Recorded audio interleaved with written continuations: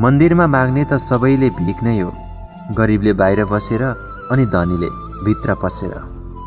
भोको पेट, खाली गोजी र झुटो प्रेमले मानिसलाई धेरै कुरा सिकाएर जान्छ।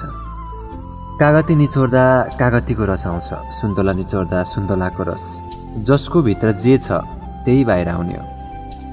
सुखले मान्छेलाई मक्ख बनाउँछ भने दुःखले मान्छेलाई परिपक्व बनाउँछ। खुसी हुनु अघि पनि सोच्ने गर्छु, कतै भोलि रुनु पर्ने त होइन। सपना देखाउने रातहरूभन्दा आशा देखाउने मान्छेहरू घातक हुँदो रहेछ। राम्रो मान्छेहरू टाढैबाट चिनिन्छ, धोकेबाजहरू छेउ भएर पनि चिन्न सक्दैन।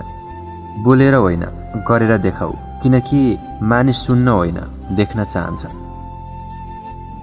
आफ्नो बुवाको सम्पत्तिमा घमण्ड नगर्नु, आफूले कमाएको सम्पत्तिमा बुवालाई घमण्ड गर्न दिनुहोस्। जीवन आफैले बनाउने चित्र हो, मेहनत गरेर बनाए सुन्दर चित्र बन्छ, अल्छी गरे विचित्र। कमजोर व्यक्तिले कहिले क्षमा दिन सक्दैन, क्षमा दिने त बलवान व्यक्तिको स्वभाव हो। आफ्नै कुरा सही हो भनेर जिद्दी गर्ने मान्छे जीवनमा छिट्टै हार्दछ।